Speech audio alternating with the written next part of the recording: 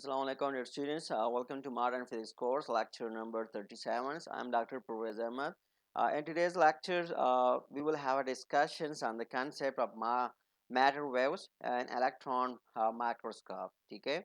So आइए आज की lecture की तरफ जाते हैं.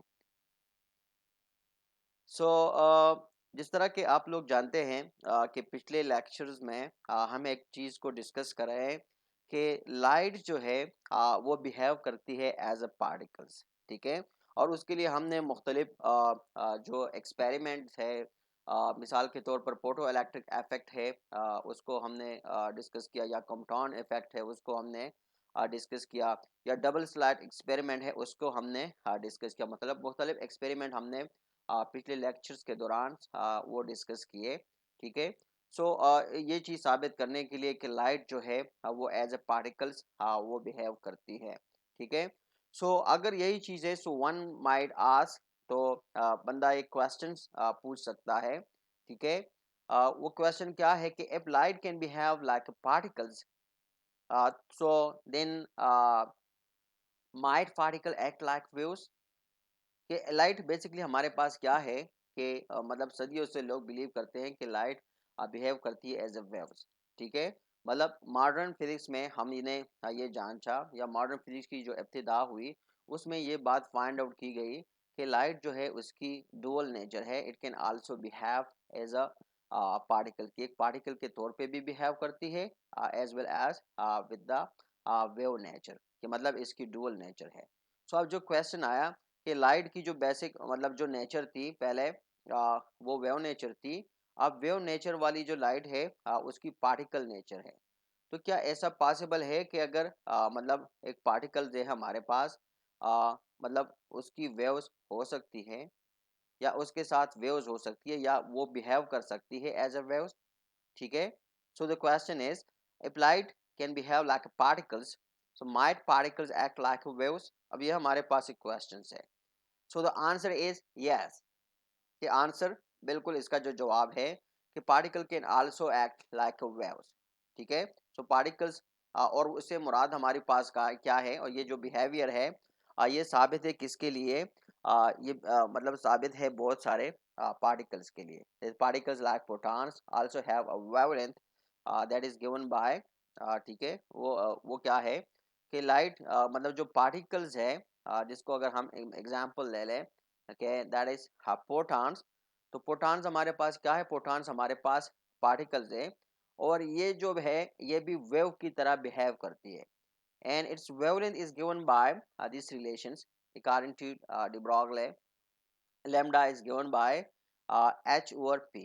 H is a Planck constant. ठीक है. p is the momentum which is given by mv. So ये हमारे पास wavelength के लिए ये relations है. ठीक है. So the wavelength of the particle depend upon its momentum. अब कोई सा भी पार्टिकल्स है, उसकी जो वेवलेंथ है वो डिपेंड करती है उसके मोमेंटम पे. ठीक है. जस्ट लाइक प्रोटॉन, बिल्कुल प्रोटॉन की तरह अगर हमारे पास कोई पार्टिकल्स है और हम चाहते हैं कि हम उसकी जो वेव्स नेचर है या वेव लेंथ है उसको फाइंड आउट करें. मतलब एक पार्टिकल्स है, मटेरियल पार्टिकल्स है, वो मूव कर रही है, और हम चाहते हैं कि उसकी जो वेव्स है या उसके साथ जो एसोसिएटेड वेव्स है उसको मैयर करें. तो उसके लिए ज़रूरी चीज़ है अकॉर्डिंग टू दिस रिलेशंस. आप इस रिलेशन में देखो, ये प्लांक कांस्टेंट, ये मोमेंटम है. तो इसका मतलब है कि जो वेव नेचर है किसी भी पार्टिकल की, that is totally link with its momentum, कि वो उसकी मोमेंटम पे वो डिपेंड करती है. And the situation is just like the same as we are doing it for the proton. ठीक है. So the main difference is that matter particle have mass and protons don't. अब इसमें हम कहते हैं कि बिल्कुल प्रोटॉन्स की तरह मतलब है, जो हमारे पास जो वेवलेंथ है वो करती है, डिपेंड करती है किस पे, डिपेंड करती है मोमेंटम पे. ठीक है. लेकिन जो मैटर वेव्स है और जो प्रोटॉन्स है उनके दरमियान एक डिफरेंस है कि हम कहते हैं प्रोटॉन की जो रेस्ट मास है वो ज़ीरो है, उसकी रेस्ट मास ज़ीरो है. और जो मैटर वेव्स है या जो मैटर पार्टिकल्स है उसकी हमारे पास मैस है. ठीक है. So what actually we have to do, we have to do some tracks. ठीक है. अब हम थोड़ा सा एक कैलकुलेशंस करेंगे इसका, मतलब इसको ये जो मिसाल है, ये जो बातें हैं उसको एक एग्जाम्पल से समझाने की कोशिश करेंगे कि मतलब पार्टिकल्स मतलब जो वेव नेचर वाली चीज़ें हैं और उसको हम कहते हैं वो that can behave as a particles. तो क्या जो पार्टिकल्स है वो उसकी वेव लाइक बिहेवियर होगी? अगर होगी, जिस तरह हमने जवाब दिया कि yes it can have like waves, a particle can have wave like nature or it can have waves that can be associated with that particles under some conditions। तो अगर मतलब हम कहते हैं कि मटेरियल्स है या मैटर्स है उसके साथ वेव्स एसोसिएट है, तो हम उस वेव्स को क्या हम इस वेव्स को देख सकते हैं? या अगर मतलब देख सकते हैं तो उनकी नेचर क्या होगी, या अगर नहीं देख सकते तो क्यों नहीं देख सकते? सो उसके लिए हम एक एग्जांपल लेते हैं, ठीक है? I mean in order to understand the concept of the matter waves we do some considerations, ठीक है? वो कंसिडरेशंस हम करते हैं एक एग्जांपल से we are asked to compute the wavelength of 10 gram bullets. कि हमारे पास क्या है एग्जाम्पल्स, हम लेते हैं एक बुलेट का, कि एक गन से हम बुलेट को फायर करते हैं, उस बुलेट की जो वेट है, सॉरी जो मैस है, वो क्या है? वो 10 ग्राम है।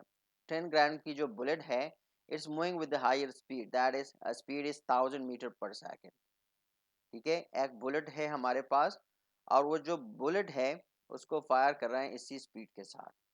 अब उसके साथ जो उसकी जो वेवलेंथ है, जो मतलब वेव एसोसिएटेड है, उसकी वेवलेंथ है that is given by H over M V, ठीक है? अब एच की आपको पता है इज अप्लाइंग कांस्टेंट, ठीक है?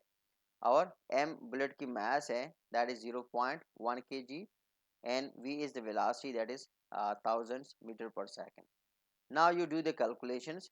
तो वेवलेंथ की हमारे पास जो मेजरमेंट है या wavelength associated with the bullet is equal to 6.6 into 10 raised to power minus 35 metre. अब ये क्या है? ये वेवलेंथ है उसी वेव्स की that is associated with the bullet, ठीक है? मतलब अब ये जो है हमारे पास जो रिलेशंस थी, अब देखो मास इज गिवन है, जो मैटर है, मैटर क्या है? बुलेट है, उसकी मास गिवन है, उसकी स्पीड गिवन है। अब हमने रिलेशंस जो वेवलेंथ के लिए रिलेशन है उसको यूटिलाइज किया, हमने कैलकुलेशन की, हमारे पास ये वैल्यू आई है वेवलेंथ की। Now you can see that this is high immeasurably small quantity, ठीक है? अब ये हमारे पास क्या, ये बहुत ही स्मॉलर वैल्यू है, that is in the range of 10 raise to power minus 35, ठीक है? So what it mean that for ordinary, ठीक है, everyday object we don't experience that. अब ये देखें ये वैल्यू चूंकि बहुत ही ज़्यादा स्मॉल है, तो एवरीडे ऑब्जेक्ट के लिए हम क्या करें? इस वैल्यू को हम ऑब्जर्व नहीं कर सकते। मतलब अब वेव्स है, अब ये नहीं है कि मतलब ये हम नहीं कह सकते कि वेव्स बिल्कुल नहीं है, ठीक है? अब मतलब ये बात तो साबित हो गई कि वेव्स है, दो के बहुत ही ज़्यादा स्मॉल उसकी वैल्यू है। हम रोज़मर्रा ज़िंदगी में उसको ऑब्जर्व नहीं कर सकते, लेकिन वो एग्जिस्ट करती है, ठीक है? ऑब्जर्व क्यों नहीं कर सकते? क्योंकि इसकी वैल्यू जो है ये इंतहाई स्मॉल है, ठीक है? वैल्यू स्मॉलर होने की वजह से वी डोंट एक्सपीरियंस दैट, कि हम उसको मतलब एक्सपीरियंस नहीं कर सकते। बट यहाँ से इसी एग्जांपल से हम ये कह सकते हैं कि matter can behave as a waves, कि मैटर्स जो है वो क्या है? मैटर जो है वो एज अ वेव्स वो एक्सपीरियंस वो कर सकते हैं, वो एज अ वेव्स मतलब उसका बिहेवियर वो हो सकता है, ठीक है? अब देखो इसी वैल्यूज को अगर मतलब हम करें दोबारा इलेक्ट्रॉन्स के लिए, ठीक है? मतलब बुलेट तो बहुत ही ज़्यादा मतलब हैवी पार्टिकल्स है या लार्ज पार्टिकल्स है। अब अगर हम स्मॉल पार्टिकल के लिए इसको कंप्यूट करें, मतलब सेम एग्जांपल हम लेते हैं और हम कहते हैं कि compute the wavelength of an electron, कि इलेक्ट्रॉन की वेवलेंथ को हम कंप्यूट करते हैं। तो इलेक्ट्रॉन की मास देखें, ये इलेक्ट्रॉन की मास है, और इलेक्ट्रॉन की जो वेलोसिटी है that is 1 × 10⁻⁷ metre per second. वही सेम कैलकुलेशंस हम करते हैं, इस रिलेशंस के अंदर हम वैल्यू पुट करते हैं, and when we do the calculations so the value is 7.3 × 10⁻11 metre, or we can say that it corresponds to 0.073 nanometre, ठीक है? कि इलेक्ट्रॉन के साथ जो वेव एसोसिएटेड है उसकी जो वेवलेंथ है, अब इसकी जो वैल्यू है that is equal to 0.73 nanometre. अब ये जो हमारे पास स्पेक्ट्रम्स है, इलेक्ट्रोमैग्नेटिक स्पेक्ट्रम है, अब इसमें आप देखें तो यहाँ पर ये किधर लाई करती है। अब ये देखें, ये मुख्तलिफ वेव्स है हमारे पास, ठीक है। इलेक्ट्रोमैग्नेटिक मतलब जो स्पेक्ट्रम है उस पे आप देखें तो ये मुख्तलिफ वेव्स की रेंज है। अब ये देखो, यहाँ से लेकर यहाँ तक ये रेडियो वेव्स है, इधर से इधर तक माइक्रोवेव्स, माइक्रोवेव से आगे इंफ्रारेड रेडिएशंस, ठीक है। We have this smaller ultraviolet rays, and then you can see that in this particular regions, ये जो regions है 10 nanometers, from 10 nanometers uh, up to approximately you can see that 10 raised to power minus 2 nanometers, यहाँ पर ये हमारे पास क्या है, ये हमारे पास एक्स रेज है, ठीक है। अब जो इलेक्ट्रॉन्स की जो वेवलेंथ हमने फाइंड आउट की, so it lies in this particular regions, ठीक है। So these electrons have a wavelength and the region of the X raise.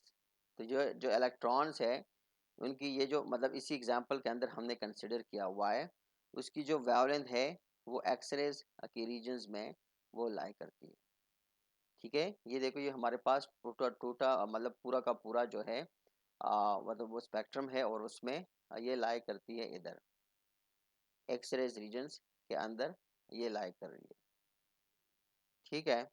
अब हमारे पास है कि जो वेवलेंथ है, ठीक है। अब आसानी के साथ हम कहते हैं कि जो वेवलेंथ है और साइज है इनके दरमियान एक रिलेशन है, ठीक है। और फिर उसी रिलेशंस को, जो वेवलेंथ और साइज का जो रिलेशंस है, उसी को आगे हम देखने की पर्पस के लिए यूज करते हैं। मतलब एवरीडे लाइफ में हम कहते हैं कि हम चीज़ों को तभी देखते हैं जब लाइट, हम कहते हैं, चीज़ों से रिफ्लेक्ट होती है और फिर हमारी आंखों तक आती है तो हम चीज़ों को देख सकते हैं। अब यह है कि लाइट रिफ्लेक्ट होके वापस आएगी, जो जितनी एक्यूरेटली लाइट रिफ्लेक्ट होके आएगी उतनी एक्यूरेसी के साथ हमारी जो आंखें हैं वो उस चीज़ के ऑब्जेक्ट के जो रिजोल्यूशन है उसको रिजॉल्व करेगी, मतलब उसकी ऑब्जेक्ट को सही तौर से रिजॉल्व करेगी और हमें उसकी सही पहचान होगी। So on the basis of this fact we have the devices, ठीक है। सो अब पहले हम देखते हैं कि हमारे पास वेवलेंथ वर्सेस साइज के इसका मतलब क्या रिलेशन है, ठीक है। So with the visible light microscope, we are limited to being able to resolve objects which are at least about 0.5 into 10 raised to power minus 6 meters, ठीक है। मतलब जो विजिबल लाइट माइक्रोस्कोप है उससे हम कितने स्मॉलर स्केल ऑब्जेक्ट को हम मतलब जो 0.5 माइक्रोमीटर या अप्रोक्सीमेटली 500 नैनोमीटर साइज वाली ऑब्जेक्ट है उसको हम रिजॉल्व कर सकते हैं, मतलब उसको हम थोड़ा बहुत वो देख सकते हैं, ठीक है। विजिबल लाइट माइक्रोस्कोप से हम कहते हैं कि it's limited to being able to resolve object, ठीक है, which are at least about 500 nanometre in size. तो मतलब इतने साइज को हम क्या कर सकते हैं, इतने साइज ऑफ ऑब्जेक्ट को हम वो क्या करते हैं, उसको रिजॉल्व कर सकते हैं। और वो क्यों, क्योंकि हम कहते हैं कि हमारे पास जो लाइट है, इलेक्ट्रोमैग्नेटिक स्पेक्ट्रम आप देखें तो जो विजिबल लाइट है, हम कहते हैं कि visible light lies basically in the range of 400 to 700 nanometres. कि विजिबल लाइट की जो रेंज है, ठीक है, वो हम कहते हैं हमारे पास क्या है, 400 से 700 नैनोमीटर तक है, ठीक है। सो और ये फैक्ट यहाँ पर हमने ये मेंशन किया है कि this is because visible light, ठीक है, with a wavelength of approximately 500 nanometers, ठीक है। This is because visible light with a wavelength of uh, approximately 500 nanometers cannot resolve object whose size is smaller than its wavelength, ठीक है। अब यहाँ पर थोड़ा सा हम डिस्कशन कर रहे हैं कि हम कहते हैं कि ये इसी वजह से है कि हमारे पास अगर वेवलेंथ है, ठीक है, और उस वेवलेंथ की जो हमारे पास वो है जो वैल्यू है वो हम कहते हैं कि अप्रोक्सीमेटली 500 नैनोमीटर है, ठीक है। अब अगर ये 500 नैनोमीटर्स वेवलेंथ है, can not resolve object whose size is smaller than its wavelength, ठीक है। अब अगर कोई बॉडीज हमारे पास है, कोई ऑब्जेक्ट हमारे पास है, अब अगर हम कहते हैं कि उसकी जो साइज है वो इस वेवलेंथ से स्मॉल है, छोटा है, सो ये वेवलेंथ उस साइज को रिजॉल्व नहीं कर सकती, मतलब 500 में ये हमारे पास जो विजिबल लाइट है, ये वाली, ये तो हमारे पास विजिबल रेंज में ये आ रही है। अब ये लाइट है उसको हम यूटिलाइज कर रहे हैं किसी इससे जो उसकी जो साइज है, ठीक है, एक ऐसे ऑब्जेक्ट के लिए हम उसको यूटिलाइज कर रहे हैं जिसकी साइज जो है इस वेवलेंथ से वो कम हो, ठीक है। सो हम कहते हैं यहाँ पर कि वो उसको उसी ऑब्जेक्ट की साइज को सही तौर से रिजॉल्व नहीं कर सकेगा। वो क्यों रिजॉल्व नहीं कर सकेगा? क्योंकि हम कह सकते हैं कि यहाँ पर उसकी जो साइज़ है, वो क्या है, वो ऑब्जेक्ट की जो साइज़ है वो कम है। और साइज़ कम होने की वजह से क्या होगा, साइज़ कम होने की वजह से ये नुकसान होगा कि मतलब वो जो लाइट है वो सही तौर रिफ्लेक्ट नहीं होगी। और सही सही तौर से अब रिफ्लेक्ट नहीं होगी, सो what actually what should be the disadvantage, उसकी जो डिसएडवांटेज है वो ये है कि यहाँ पर वो जो इमेज है वो सही तौर से नज़र नहीं आएगी। So just like that you can do it for with the visible or with the optical microscope. Visible light के साथ आप ये जो एनालिसिस करोगे तो ये इस तरह की जो इमेज है वो हमें इस तरह नज़र आएगी, ठीक है। क्योंकि जो वेवलेंथ हम यूज़ कर रहे हैं उस वेवलेंथ की जो वैल्यू है या जो साइज़ है, that is bigger than the size of the object. तो अगर वेवलेंथ की साइज़ बड़ी होगी ऑब्जेक्ट के साइज़ से, तो हमें जो इमेज है वो सही नज़र नहीं आएगा। क्योंकि उधर से सही लाइट को या चीज़ों को देखने के लिए सही तौर से रिफ्लेक्शन का होना ज़रूरी है। अब सही तौर से रिफ्लेक्शन नहीं होगी, लाइट सही तौर से रिफ्लेक्ट नहीं होगी, तो इसका अल्टीमेटली मतलब यही है कि we won't be able to exactly observe that object, कि हम उस ऑब्जेक्ट को एग्जैक्टली उसको रिजॉल्व नहीं कर सकते, उसको सही तौर से नहीं देख सकते। तो इसका सॉल्यूशंस हमारे पास ये कि हम एक ऐसी मतलब लाइट की बजाय कोई और चीज़ ऐसी यूज़ करें जिसकी अगर मतलब हमारे पास स्मॉलर साइज ऑब्जेक्ट है और अगर हमने उसको सही तौर से देखना है, तो इसका मतलब है कि लाइट की बजाय हमने कोई और रेडिएशन यूज़ करनी है, ठीक है, जिसकी साइज हम कहते हैं ऑब्जेक्ट की साइज से क्या हो, ऑब्जेक्ट की साइज से कम हो। अगर हम कोई ऐसी चीज़ यूज़ करें लाइट की बजाय, कोई ऐसी रेडिएशन यूज़ करें जिसकी साइज़ हमारे पास जो ऑब्जेक्ट की साइज़ है उससे कम हो, तो इस सूरत हाल में क्या होगा, उस सूरत हाल में ऑब्जेक्ट से सही तौर से वो रिफ्लेक्ट होगी और वो हमारे पास पूरी की पूरी इंफॉर्मेशन लेके आएगी। सो यहाँ पर आप इसी चीज़ को इधर देख सकते हैं कि यहाँ पर लाइट की बजाय हमने क्या किया है, लाइट की बजाय हमने इलेक्ट्रॉन्स को यूज़ किया है और उसी इलेक्ट्रॉन्स को रिफ्लेक्ट करवाया है। तो अब आपको पता है कि इलेक्ट्रॉन की जो वेवलेंथ है that is smaller then the size of the object, ठीक है। So here you can see that अब ये सेम चीज़ है, मतलब ये हमारे पास बैक्टीरिया है जिसको हमने विजिबल लाइट से देखा है। विजिबल लाइट को जो हम देखते हैं तो इसकी ये है इमेज, ये बनती है। लेकिन इसी बैक्टीरिया को अगर अगर हम देखें by using the electron, so it would look like this, कि ये बिल्कुल इसी तरह ये नज़र आएंगे, ठीक है। So what is an electron microscope, मतलब इसी बेस पे प्रिंसिपल्स पे कि वहाँ पर मतलब जो व्यूइंग सोर्स है हमारे पास इलेक्ट्रॉन्स हो, ठीक है, तो इसी बेस पे हमारे पास इलेक्ट्रॉन माइक्रोस्कोप बनी है।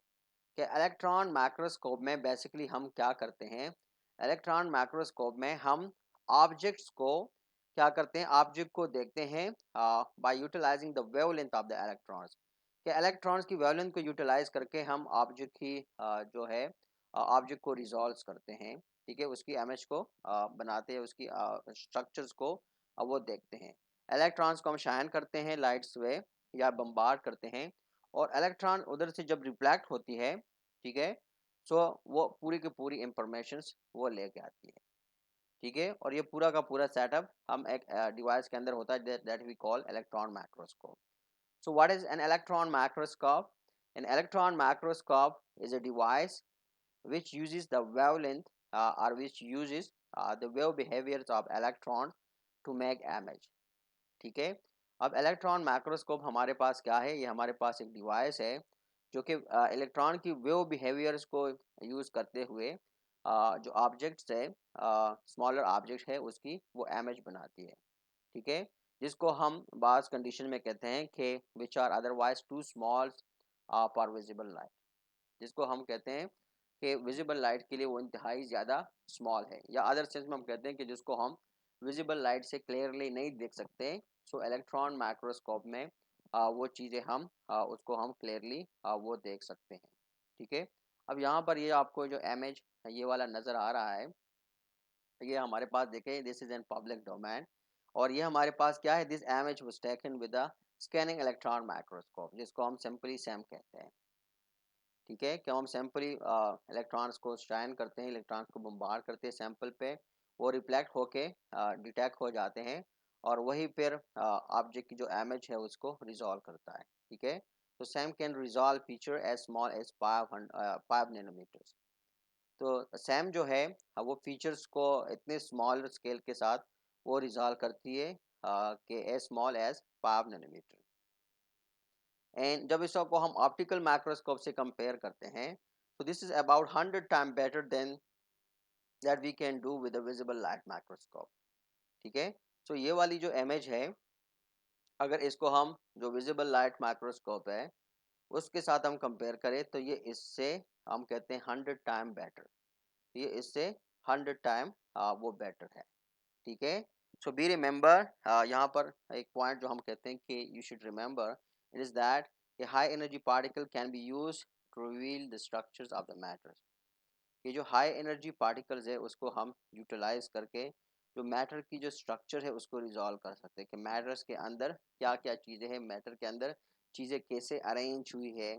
ठीक है, वो मतलब क्या है, एक दूसरे से कितने फासले पर है। ठीक है, वो दिखती कैसे है।